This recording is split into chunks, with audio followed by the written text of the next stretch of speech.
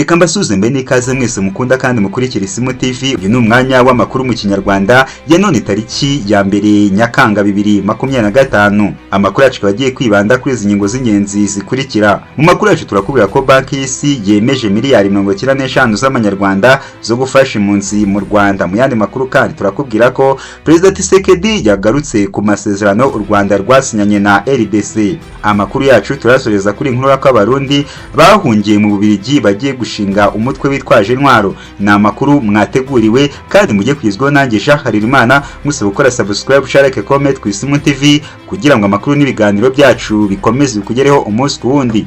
Amakuru ku buryo burambuye ni mukanya.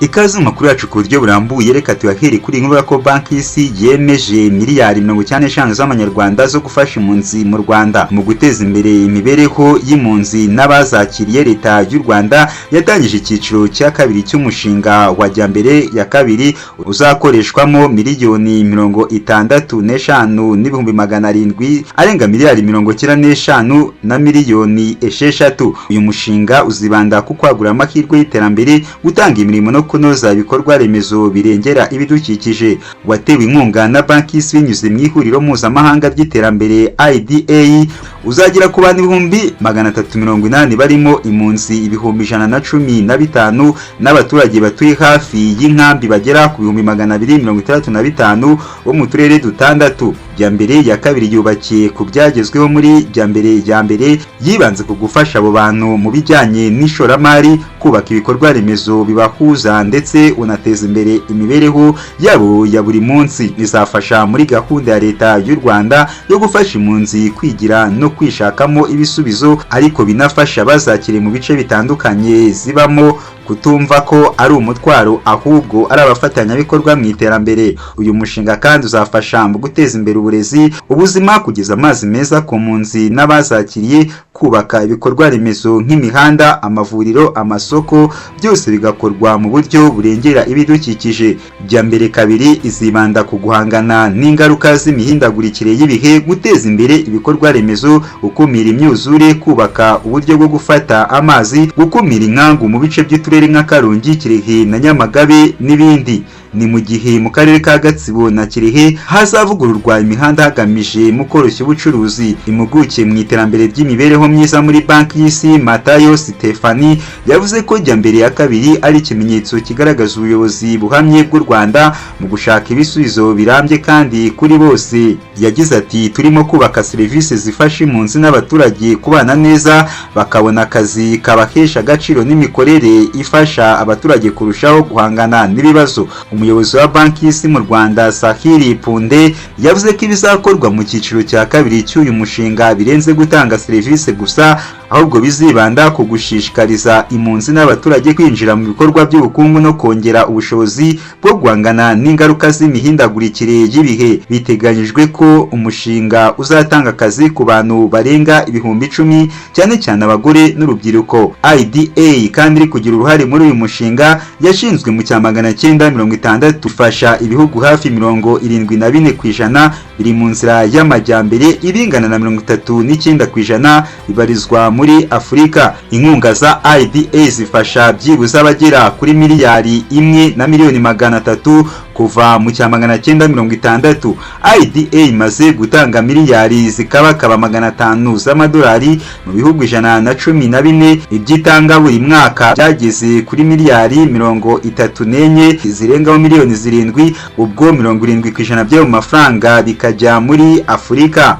Amakuru yacu reka tuyakomereze kuri inkuru ko Tshisekedi yagarutse ku masezerano y'u Rwanda na RDC. Perezida Felix Antoine Tshisekedi wa Repubulika Iharanira Demokarasi ya Kongo yagaragaje ko yizeye ko amasezerano igihugu cye giherutse kugirana n'u Rwanda ashobora kugarura amahoro n'umutekano. Tariki ya 27 Kamena 2025 nibwo u Rwanda na RDC byagiranye aya masezerano bibifashijwemo na Leta Zunze Ubumwe za Amerika. Ingingo nyamukuru zumvikanweho zirimo gusenya umutwe wa FDL, gukuraho ingamba z'ubwirinzi, gucyura impunzi n'ubufatanye mu bukungu. Mu ijambo yagejeje ku banyekongo tariki ya 30 Kamena ubwo igihugu cye kizizaga ku nshuro 65 ubwigenge, Perezida Tshisekedi yavuze ko aya masezerano ari intambwe ikomeye yo guhagarika amakimbirane amaze imyaka 30.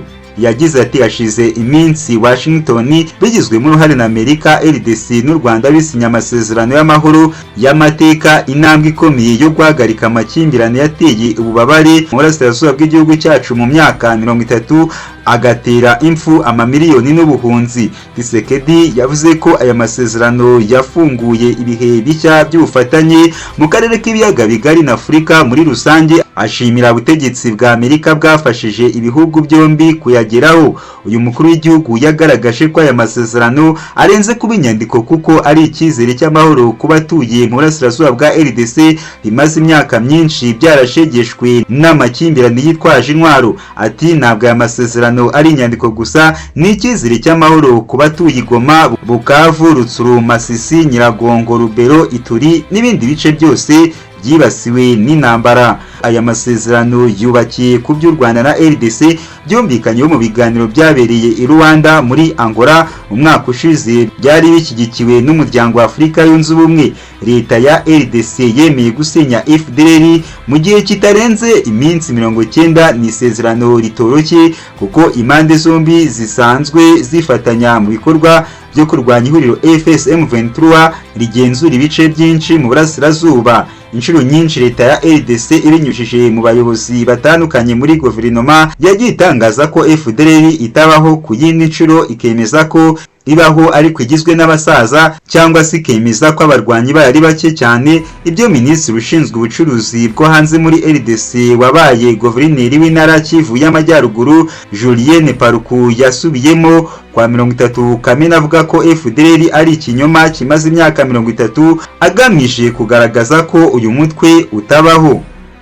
Reka amakuru yacu tuyasoreze kuri inkuru ivuga ko abarundi bahungiye mu Bubiligi bagiye gushinga umutwe witwaje intwaro. Abanyepolitiki b'abarundi baba mu Bubiligi batangaje ko bagiye kurwanya ubutegetsi bw'u Burundi bakoresheje intwaro mu kwamagana imigendekere y'amatora y'abadepite n'inzego z'ibanze yabaye muri Kamena 2025. Abiyemeje kurwanya ubutegetsi bwa Evariste Ndayishimiye ni Call for Arusha, ishyaka riharanira ishyirwa mu bikorwa by'amasezerano ya Arusha, CN Ingeri ya Rugamba na MIP Burundi Buhire. Frederic Bamvuginyumvira wabaye vice perezida w'u Burundi kuva mu 1998 kugeza muri 2001 akaba perezida wa CAFOR Arusha, yatangaje ko impamvu we na bagenzi be biyemeje gufata intwaro ari uko babonye igihugu cyabo kiri kujya ahabi. Uyu munyepolitike yagize ati turebye ibyo tugiye kujyamo nta cyatuma abantu batavuga bati turafata intwaro. Ubutegetsi mu by'ukuri ni bukeneye ko abandi bantu bavuga irindi jambo atari bwo gusa. Bamvuginyumvira asobanuye ko abanyepolitike bahungiye mu Bubiligi bagiye gushaka abantu bifatanya muri uru rugamba barimo n'ababimbere mu Burundi. Ati tugiye gushaka bari hagati mu gihugu bemera kubabara, bemera kwizirika umukanda, bemera no gupfira icyo gihugu kugira ngo mu by'ukuri tukigarure, kuko abene gihugu bafite uburenganzira kwiba, bafite ubutegetsi butari kubahiriza uburenganzira bw'ikiremwa muntu, bafite uburenganzira bwo gufata inzira yatuma babona ubutegetsi babyubahiriza. Leta y'u Burundi isanzwe irwanwa n'umutwe witwaje intwaro wa Red Tabara na Forebu. Muri Gashyantare 2025 umutwe wa FRB abarundi nabo watangaje ko wihuje na UPR ndetse na UPF kugira ngo irwanye ubutegetsi bwa Perezida Evariste Ndayishimiye w'u Burundi. Na amakuru mwateguriwe kandi mwagizwagaho nanjye Jean Harerimana, musaba gukora subscribe, share, comment ku Isimu TV kugira ngo amakuru n'ibiganiro byacu bikomeze bikugereho umunsi ku